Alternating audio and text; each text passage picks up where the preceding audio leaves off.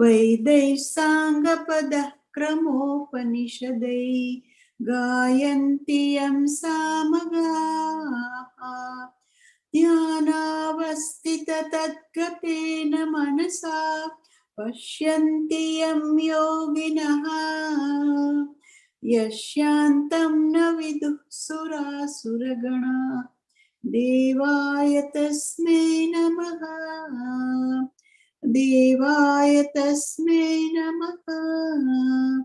ॐ श्री गुरुभ्यो नमः।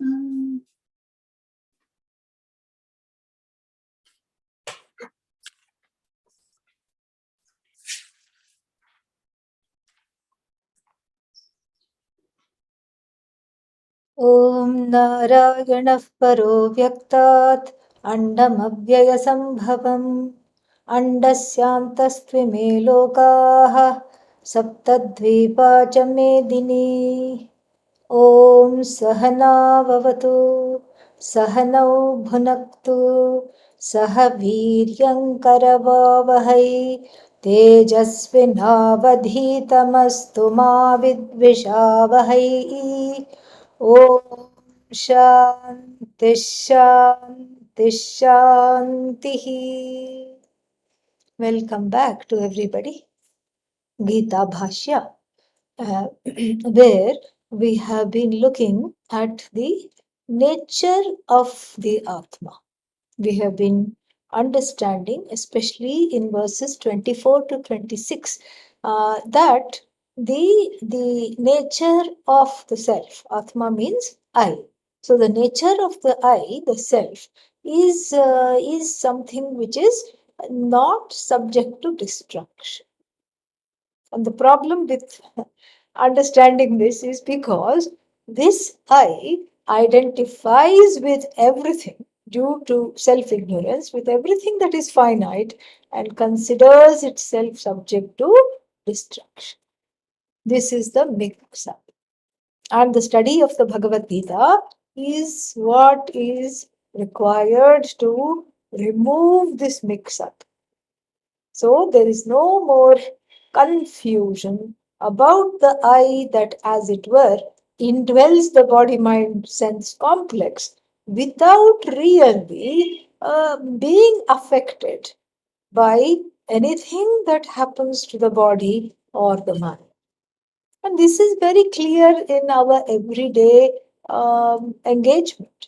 This is extremely clear. How is this clear? This is clear because we are, we know that somehow there is a difference between the I who is watching everything and the I that seems to be under the spell of all the daily events and difficulties.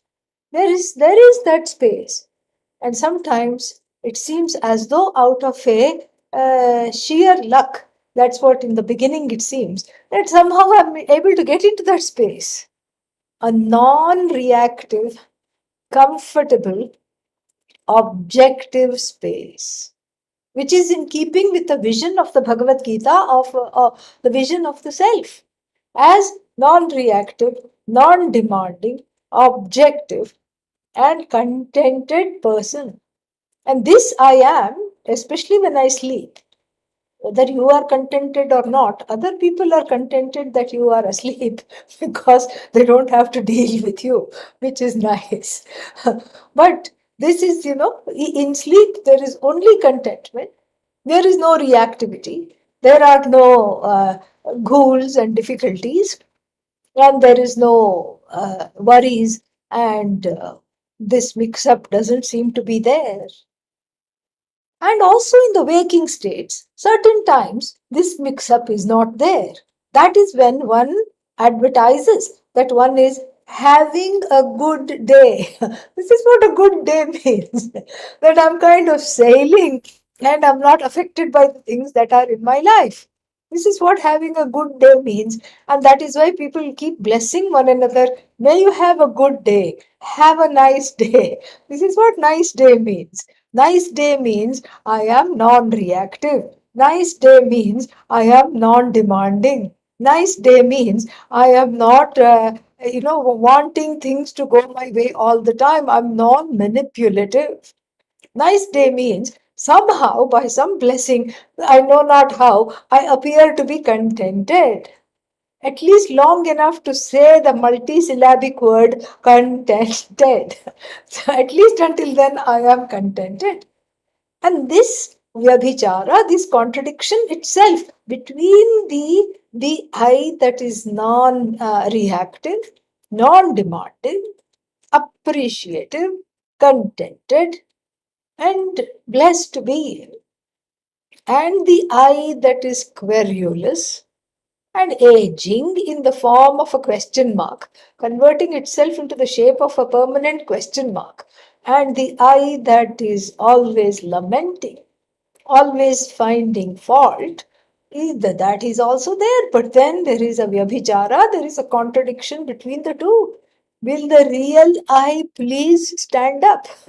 Well, it's not hard to discern what the real I is. The real I is the one that I really, really want to be. Because if you ask for a show of hands, if you talk to a group of people and say, please raise the hands who want to complain all the time. And even the most complaining person will be about to raise the hand and quickly withdraw because they don't want to be seen as complaining. They don't want to be seen as reactive. They don't want to be seen as demanding. In fact, they don't like that part of themselves that is querulous, demanding, and all the time upset. They don't want that. And so, therefore, the vision of the Gita and the Upanishad upon which it is based is that which is in keeping with the universal human being. The yearnings of the universal yearnings of the human being are to grow into a person of compassion, non-reactivity, non-demanding, appreciative, contented person.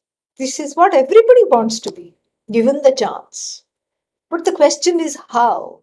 And to help us is exactly what the verses 26 to 28 do. And even though we have looked over them, since there is a gap, I will just be quickly recapping them so that we are all on the same page and we are able to enjoy going forward. Verse 26. So, no, 26 we haven't done. We'll do 26, but this one, I'll recap from 25. Avyaktogyamachintyogyam avikaryogyam tasmadevam viditvainam nanushochitum arhasi. Here is again that refrain about which I spoke last time.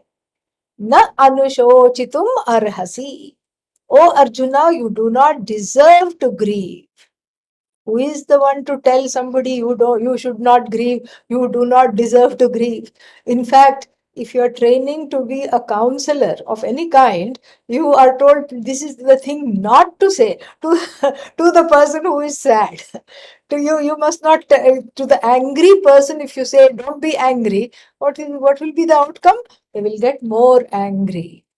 And if to the sad person you say don't be sad, what will happen? Don't say they will get more sad. They will also get angry. Who are you to tell me not to feel sad? They will also get angry. And so, therefore, the question here is very important. Here, is to that this is a why does Lord Krishna? The question here is how and how come? Why does Lord Krishna get away with telling Arjuna, "Don't be sad. You don't deserve to grieve," etc., etc. Whereas in interpersonal transactions, this is not something that is appreciated. If you go and tell your friend, don't be sad, you will have something thrown at you. And so, therefore, what is it that allows Lord Krishna to get away with it? Well, because it is a teaching situation. He's not comforting Arjuna. He's not comforting Arjuna. He is, in fact, his sights are set on revealing to Arjuna that he is the only source of, that he, Arjuna, is the only source of comfort. He's not trying to make Arjuna feel comfortable.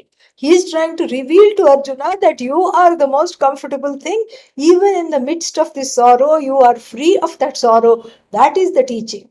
And so the you, the ahankara that has gone, the I notion, the ego that has gone and joined the mind and the grieving mind and the sense organs and the body, etc., and other bodies also. It's identifying with the body of Duryodhana and Bhima and Bhishma and everybody.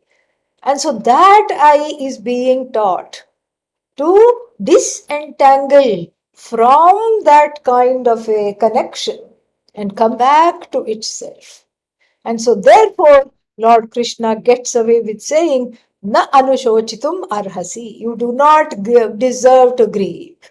And so, here that is the last line, tasmat, therefore, evam viditva. Enam, enam atmanam, enam atmanam, this atma, evam viditva, knowing it in this manner, na anushochitum arhasi. What is the manner? Avyaktaha ayam. It is not, jnanendriya, karmendriya, agocharam ayam. It is not something that can be objectified from, it is not something that can be objectified with the sense organs or the organs of actions. It cannot be grasped, it cannot be objectified. Achintyoyam.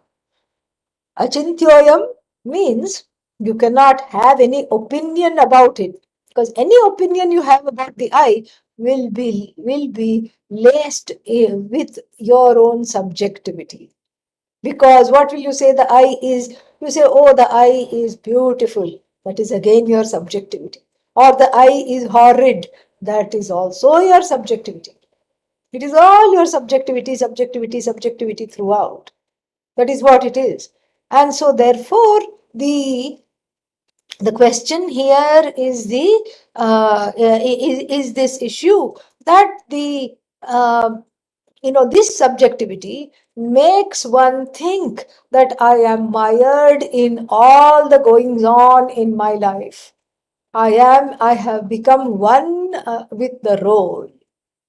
You see, that's the thing, with the roles that I perform. Son, daughter, mother, father, friend, employer, employee, spouse.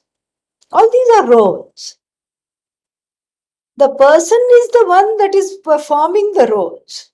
In fact, that is why there is this mix-up, because the role is nothing but the person. Because who is performing the roles? The person is inhabiting the roles. And the role is nothing without the person inhabiting it. The role is non-separate from the person, but ... the person is completely separate from the role. Therefore, the problems of the role do not roll on to the person when one knows this. Therefore, one has to become comfortable in knowing this I through meditation, etc. Become comfortable in getting acquainted with the I that is being unveiled by the Upanishad, by the Bhagavad Gita, so that one is one is happy to live in this I and not keep on living in the I of the roles where the sorrow, the fear, and the tension and stress reside. The tension-free person is free enough to inhabit a tension-ridden role. And this is something that should make us sit in attention. Yeah, this is what should happen. And so, therefore, this person is free.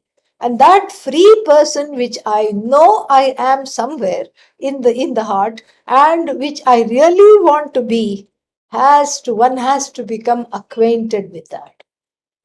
And teaching is part of this, is not just part, the mukhya sadhana, the main means for this acquaintance. Reacquainting oneself with oneself, greeting oneself through the Shastra, through the vision of the Shastra. And that's, sometimes people put these affirmation on their mirrors. And, and one person told me, that they found it that he found it very helpful. He was having a lot of self confidence issues, etc. And then so he put one post it or some kind of a sticky thing on the mirror, and there wrote in big letters, "Hello, good looking," he wrote. And every day when he's looking at the mirror, he's saying, "Hello, good looking." This is kind of like that. So the Bhagavad Gita is kind of like that. And it's in fact even better because it's not an affirmation. It's not positive thinking. No, positive thinking, I don't want to get into that, but later on, sometime if there is a question, I will be happy to wax eloquent on that subject. But here, this is different from positive thinking. You know why? Because this is a fact. So, hello, good looking may not be quote unquote good looking from the standpoint of many people, including himself. That is why he has to put hello, good looking and hope that the vision changes, and sometimes it works for a little bit. That's okay. So the Bhagavad Gita is not a positive affirmation. The Bhagavad Gita is a teaching, it's the revelation of a fact which is free of the frills and ruffles of subjectivity. So it is revealing the I exactly as I want to see, exactly as I want to be. And so this I one has to get acquainted with more and more. And the main way to get acquainted with it is to expose oneself to the teaching with as much freedom of mind and heart and as much receptivity that one can muster, because the proof is in the acceptance of this vision, which is in keeping with what you want to be anyway. It is not a vision that's being forced upon one. And so understanding this, therefore, achintyaha ayam, this is not subject to any kind of opinion. The self is like this, the self is like that, the self is big, small, size wise opinion because it has no size, and attribute wise opinion, it has no attributes. Because any opinion that you have has to do with any attributes that we can have, because any adjectives to the self are useless because it does not lend itself to attributes. Why not? It is formless. It is not objectifiable. So, whatever you think the self to be will be wrong. Even if it is a positive affirmation, the self is very good looking, wrong, because it doesn't have looks to speak of. Okay, so it is neither good looking nor bad looking. In fact, the one who is looking for it is the self, good or otherwise. So this way, anything that you say about the self is going to be wrong, unless of course you have internalized this vision and are enjoying this vision. That's why it is achintyaha, because it is not anindriya gocharatvat. Adi Shankara says, chinta vishayam na यम तु आत्मा अनिंद्रिय गोचरत्वात् अचिन्त्यः. It is not subject to any kind of conclusion, or it is not an object of thought. It is because of it being inaccessible to the sense organs. Because how do you have an opinion? You have an opinion after thinking about something. So it's not an object of thought. So how are you going to come to certain conclusions or thoughts about the self? This is what, this is not what it is. And it is not, and then it says what? Avikaryam. Avikaryam means it is unchanging, not subject to any kind of modification. Either Bhagavan made modification, Ishvara modification, Ishvarik modification, or Jivik modification, or modification done by the Jiva, by the individual. No. And so, because why? It is partless. Because if it is partless, it cannot be modified. If somebody has hands and legs, then then they can run, they can hide, they can do things. But here it has no hands, no legs, so no modification is possible. And so this is what, knowing the self just like it has been unfolded up till verse 25. Then then you can understand that the Atma is not subject to death, not subject to killing, not subject to being killed. So therefore, this is, and this concludes a very the revelation of the Atma. This section concludes, and if you say, "Oh, I didn't even get this, and it has already concluded," don't worry. There are still, 17 more, yes, 16 more chapters to go, and 16 and a half more chapters to go, and this vision will be repeatedly and differentially, variously unfolded, so that by the time we reach the end of the Bhagavad Gita, one will be totally enlightened, if one wants to be. So, if one is open to that. So uh, then the next one, supposing the next verse, introducing the next verse, Adi Shankara says, supposing one is not convinced yet about the nature of the I as not subject to sorrow, as totally free of fear, if one is not convinced, and one continues to lament because one doesn't know the Atma. If one doesn't know the Atma, the cause of lamentation is centered on what? Anatma, not I. So, therefore, what to do? This is the question. Supposing Arjuna is not convinced here, and perhaps Arjuna was looking, partly perplexed, partly zoned out. That also happened. Checked out because this is too much and I don't think I can do this. Partly resistant. Perhaps the expression on Arjuna's face told all these things. How did they tell all these things? Because in those days there was no pandemic and they didn't have to wear a mask. And so the whole gamut of facial expressions was available. So this is how, Lord Krishna understood. Lord Krishna understood. And, that, okay, whatever I am saying is not getting through. So let me try a different way. In this way, Lord Krishna teaches us how to teach. Yes. So you look for a perplexed individual in the audience. And then you say, okay, you don't blame the person for not understanding this, because obviously this is something which is very intricate and esoteric, because it's hard to, it's not subject to objectification. And so then, with all compassion, you try a different tactic. You try another tactic.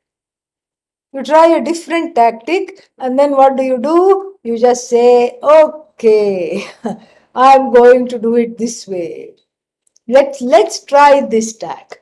And so verses 26 to 28 is a different tactic, through which Arjuna is being brought to the same kind of a conclusion that Lord Krishna wants him to see about the I.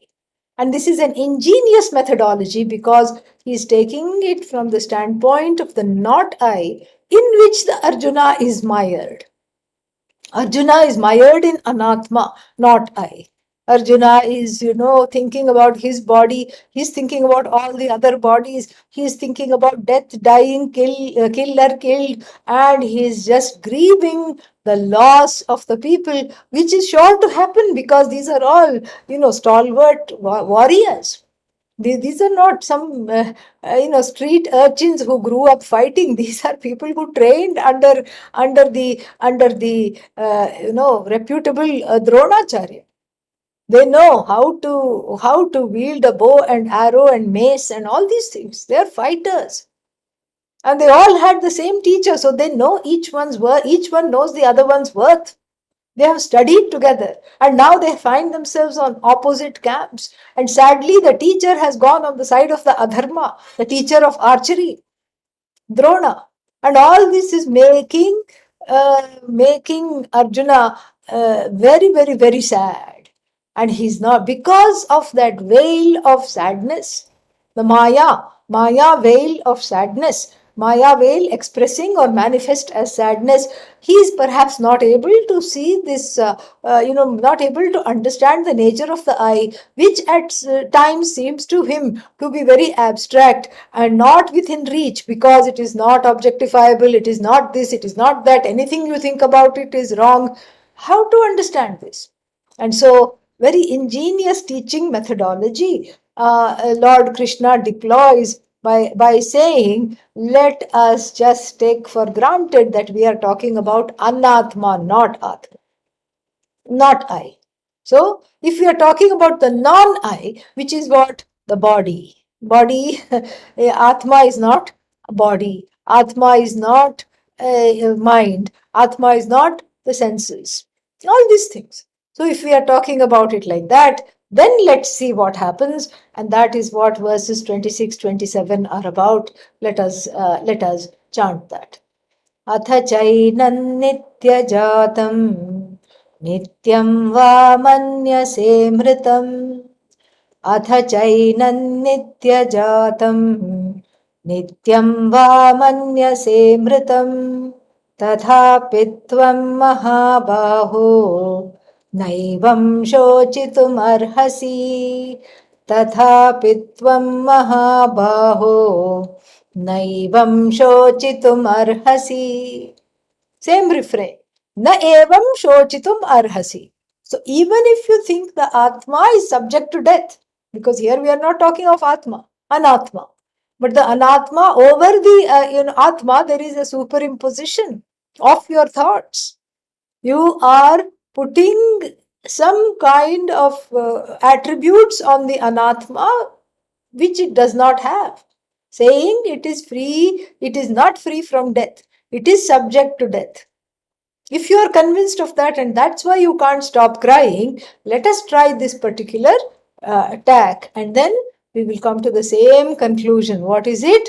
Na evam shochitum arhasi. You are not deserving of grief, even if you look at it from the standpoint of the not I. If you look at it from the standpoint of the dying body, the dying mind, the dying sense organs, even if you look at it from that standpoint, you don't deserve, to grieve. Why? How? Here, atha means now. Cha, now, and now. Enam nityajatam manyase.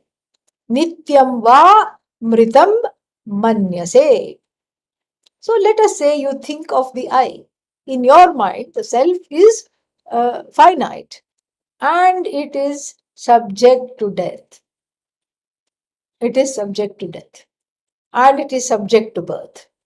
Then also you do not deserve to grieve. And Adi Shankara, let us look at the Bhashya a bit. Enam prakritam atmanam nitya jatam loka prasidhya prati aneka sharirotpattim jatah iti manyase तथा प्रतितद् विनाशम नित्यम वा मन्यसे मृतम मृतः इति. Because we are looking at it from the standpoint of loka prasiddhi, means common parlance. Prakritam atmanam, this atma under discussion, if you think about it as taking birth, and when do you think of the Atma as taking birth? Whenever a baby is born, you say, oh, Atma is born. Atma is cute. Atma grows up. Oh no, Atma ages. Oh no, Atma dies. So even if you think about it like that, then the Bhashya says, Tathapi, even though, Tatha bhavini api, even though that might be the case, then Mahabaho, O mighty armed one, you don't deserve to grieve by Janmavataha, Nashaha, Nashavataha, Janmacha iti, etau avashyam bhavinau iti. very beautiful unfoldment and a very beautiful hetu, a reason is given. So, what is this unfoldment? Suppose you say that the Atma is born. When is it born? It is always born. If you look at the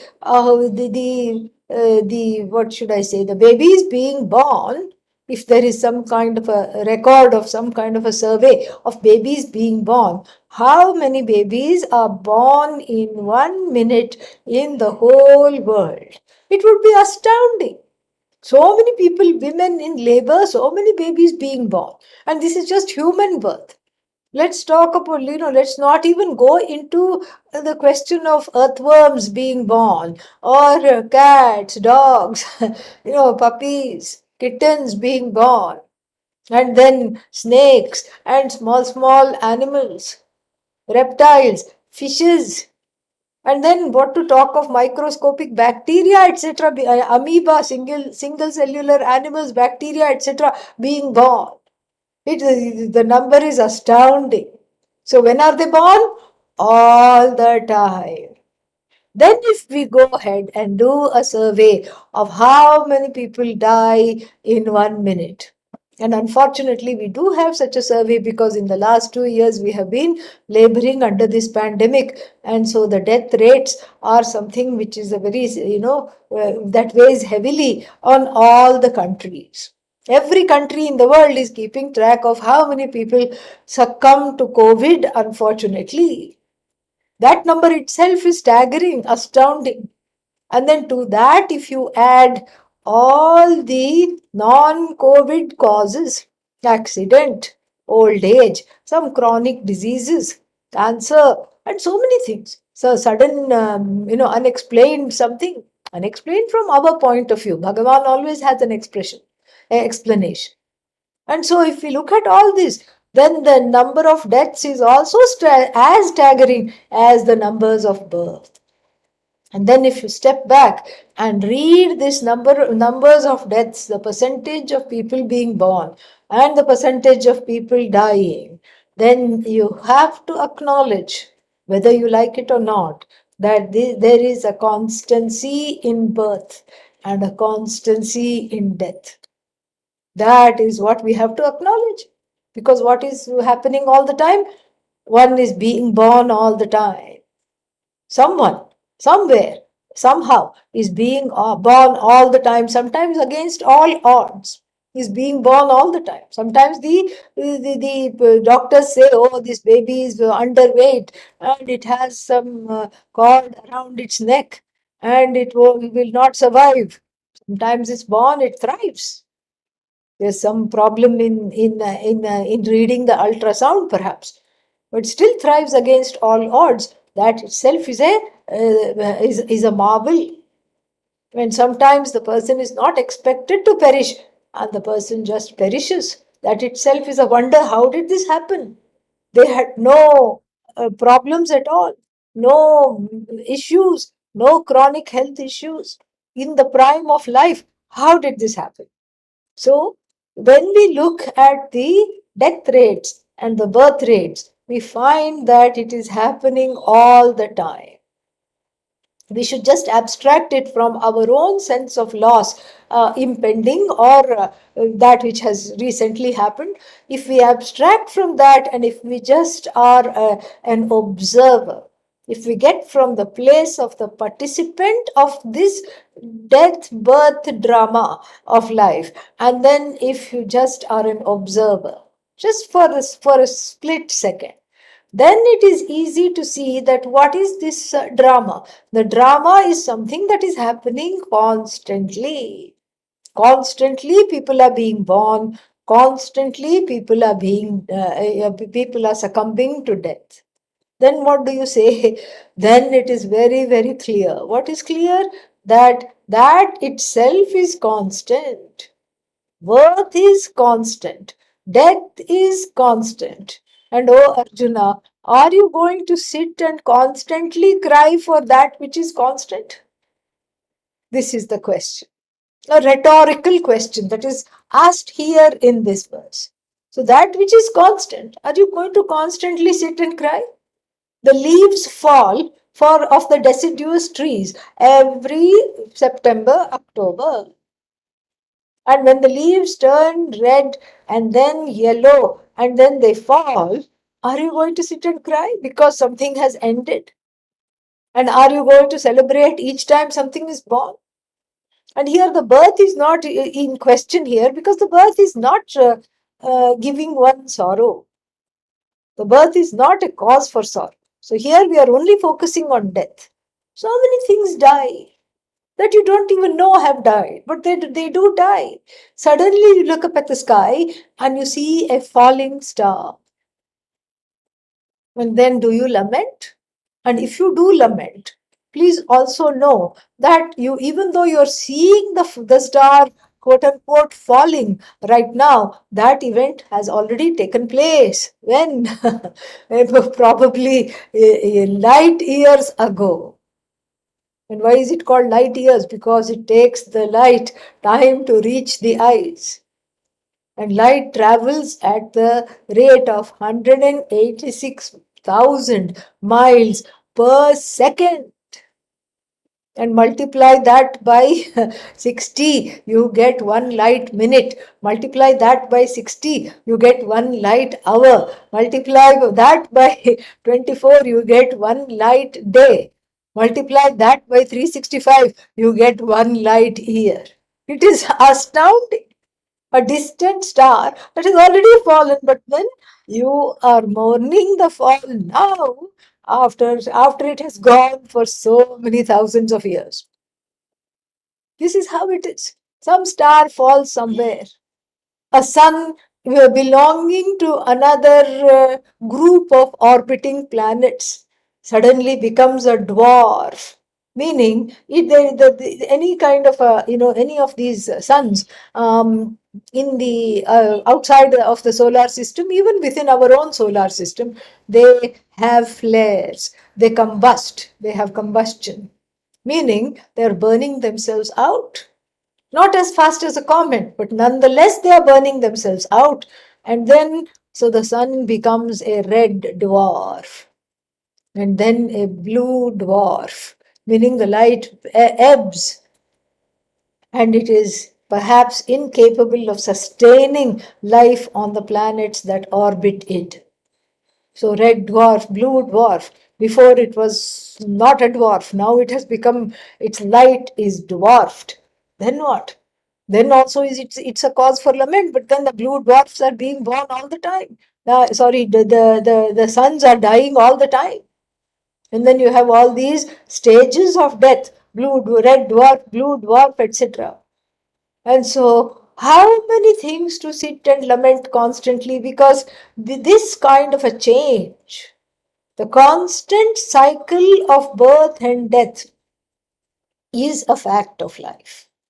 So, even if you think Atma is subject to death, even if you are convinced that there is no Atma that is going to survive death, and there is no Atma that is eternal, even if you are convinced of that, then also, how are you going to justify the grief for something that is happening constantly? And then, then Arjuna perhaps will tell him, no, I'm not worried about the cycles of change and other people dying and other people being born. I am only interested in my people. Mamakaha in Sanskrit. I'm only interested in my people.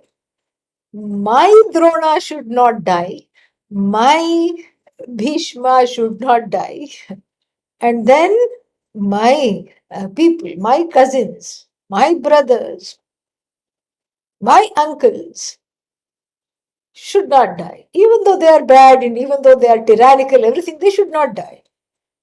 And so this is something, this is, if Arjuna says that, then he will look foolish, because here he's being told an inevitable fact of life is indeed death. Death is a fact of life. And so this is inevitable. And right now you're feeling sad because you're seeing, you have the possessive, case, my, attached to all these people. You remove the my because it's a subjective iteration. Because how is it that, the death of somebody else is justified, but not your cousin? Somebody else's cousin dies and you are okay with it. Then you can wax eloquent about the inconstancy of everything. But if it's your own person, then somehow you are at a loss. What is this? What is this kind of a dual thinking? This is a hypocritical, because you have one set of values for someone else's death, and you have one set of how to look at death if it is connected to what you think is yours. This is the problem. The word my is connected, and so nobody that I want to have in my life should die. And even if one doesn't, even let's say the person is kind of abusive and not a very nice person, even then the person wants that person to live for a few more years. Even then, because there is some kind of a bond, and that bond is sometimes a trauma bond. What is called in psychology, modern psychology, as a trauma bond, like a Stockholm syndrome. But still, there is some kind of a bond, and then that is what causes grief, because you are looking at this from the standpoint of you and yours. About 20, 25 years ago, before we had cell phones, SMS, and when email was still in its infancy, at that time, I used to have this kind of what's that, questions all the time. So people would, let's say in India, there was an earthquake, terrible earthquake, just like the one we had not so long ago in Afghanistan. So thousands of people died. So I would get a phone call. So, is there anybody? How are your people? Is there anybody in India that died that you know? And I would say, no, it happened at a different place than where I live. And then they would say, oh, thank God. And now we can talk about nicer things. And so I would be kind of perplexed. Here, thousands of people have perished. But the person who is supposed to be a friend or a friendly person is celebrating the fact that nobody connected to me has died, has perished. But what about the people? So many people connected to thousands of other people. For every person knows at least 10 people, and is loved by, even at the very conservative estimate, let us say every person is loved very dearly by at least 10 people. So you multiply the deaths by the surviving, grievers, the people who are grieving, by 10 at least, and that's a very, very, conservative estimate. Then what about all those people? They are all bereaved. But here we are celebrating, oh, thank God, nobody that you knew died. This is our own ajnanam, ignorance. Ignorance, because this connection between the I and all these people is taken for granted. And here is what Arjuna is being asked to get to put the hat of Viveka on. Viveka means discrimination. To put this, to step into this place of objectivity and discrimination, and know for sure that this is not something, that he is not subject to something that is constantly dying and constantly being born, regardless of whether it's connected to you or not. You can suspend that. Is that worth grieving? Is that worth grieving if something is constantly changing, and if change is the only constant? And what is it that you are grieving? You're grieving the death of bodies, and of course, the body is not the I, but here the person is not able to comprehend that. You're grieving the Atma. You think, okay, let us even go with that for a minute. You're grieving the Atma, okay? Now the Atma is dead. Now another Atma is dead. The Atma is dying, dying, dying constantly. But that's not the whole story. Atma is also being born, born, born constantly. So, by the time you finish wrapping presents and congratulation notes, and by the time you finish writing condolence notes, you you will be exhausted. because that which is constant is the fact that everything is inconstant. This is the law of the universe. And the only thing that is constant is the watcher of this law, who is non separate from the law. That is going to be told a little bit later. But for now, this wonderful logic. It's like a it's like a logic which takes into account where the person is. The person is not able to transcend the body mind sense complex, even hypothetically, to entertain the thought that the I is free of sorrow, because the person is totally and completely mired in sorrow. And so Arjuna's pedagogical technique here is just remarkable, because he says, okay, let us just go with your flow. Let us just say the Atma dies. Atma is being born. When? All the time. And so therefore what?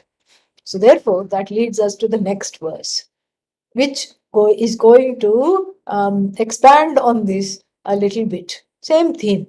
Jatasya hi dhruvo mrityuhu dhruvan janma mritasya cha. Jatasya hi dhruvo mrityuhu dhruvan janma mritasya cha. Tasmad apariharyerthe natvam shochitumarhasi. तस्मादपरिहार्येऽर्थे न त्वं शोचितुमर्हसि.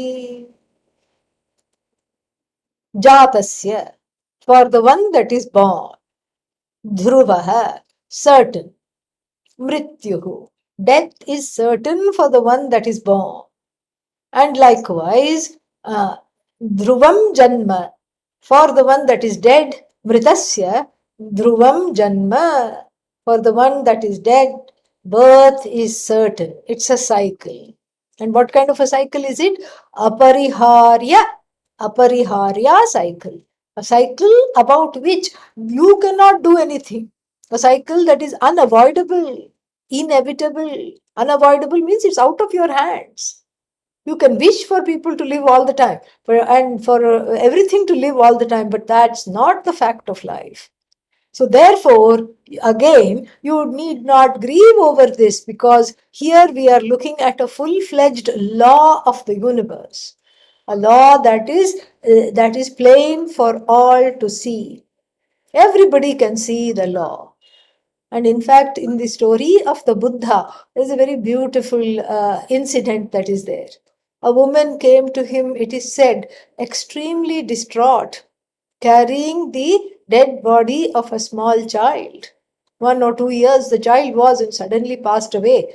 And the woman was mad with grief. And she knew that the Buddha is able to able to do lots of miracles. Miracles have happened. He is a wise man. So she went and put the child in front of him and said, "Bring this back to life.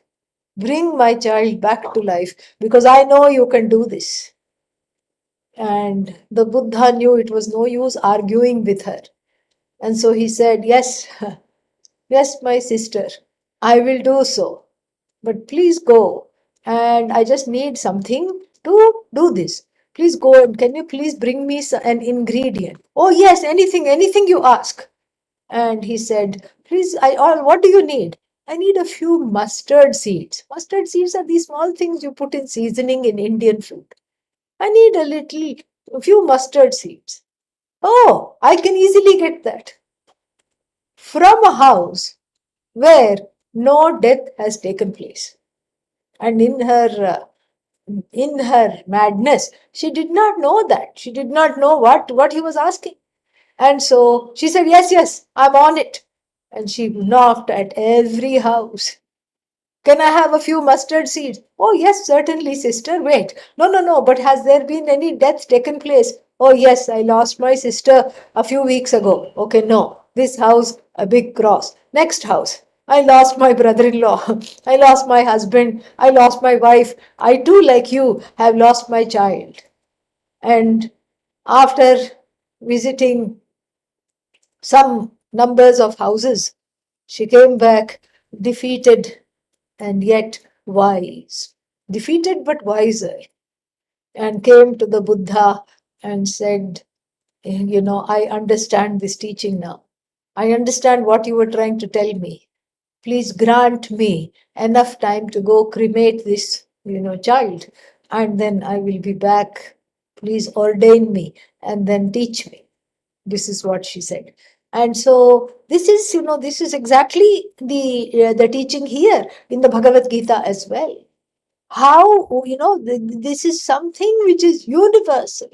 It is not something that is only happening to you, Arjuna. It is not something that is just happening to you.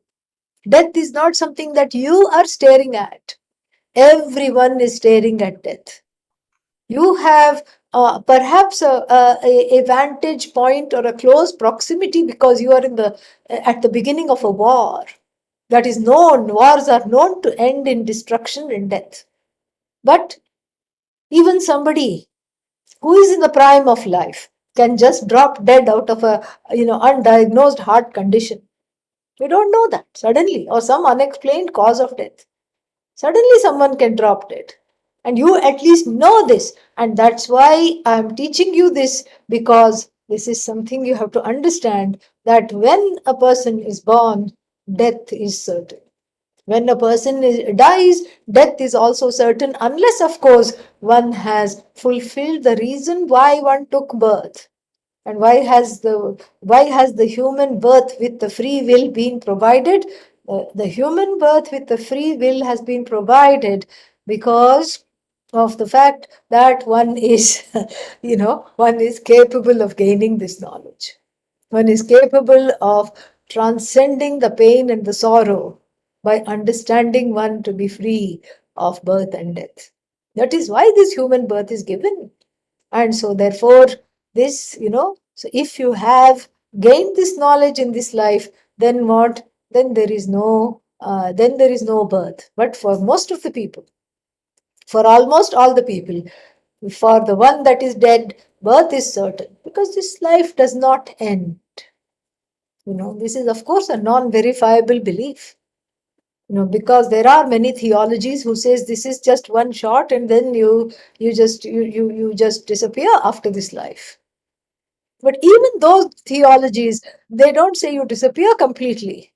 You are there, you are quote unquote one with God, wherever that God may be, in heaven or some place. You are there with God. So even in those theologies which do not talk about rebirth, they also do not accept erasure of the person. Very, very interesting.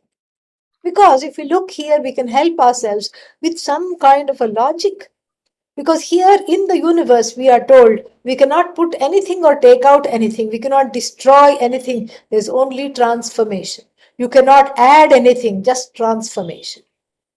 You burn something to try to destroy it, it turns into carbon and fumes, carbon monoxide. And then you try to flush that carbon in water, and then it turns into some kind of a polluted water. And then that goes and in the form of the river, that goes and irrigates some things. And then the ash sometimes balances the soil. And then even though that water is not good for drinking, it balances the soil and irrigates the fields, over which rice, wheat, etc. grow, grains grow, corn grows. So it's all a transformation. And so there is no ending, really speaking. And there is no beginning either. There is no beginning, there is no ending, there is just a constant transformation of all, inert things. There is the inert things that comprise this universe are constantly being transformed. What to talk about the conscious being who is the Sakshi, who is the witness of all these things? If the inert things, Anatma does not die, why should the Atma die really? This is something which is very, very nice. So there's only transformation. So that which is born is the body, the mind, the senses, and that which dies is the body, mind, senses. And it is reborn and reborn and reborn because it has so many desires and it needs a field of play or a place to exhaust those desires.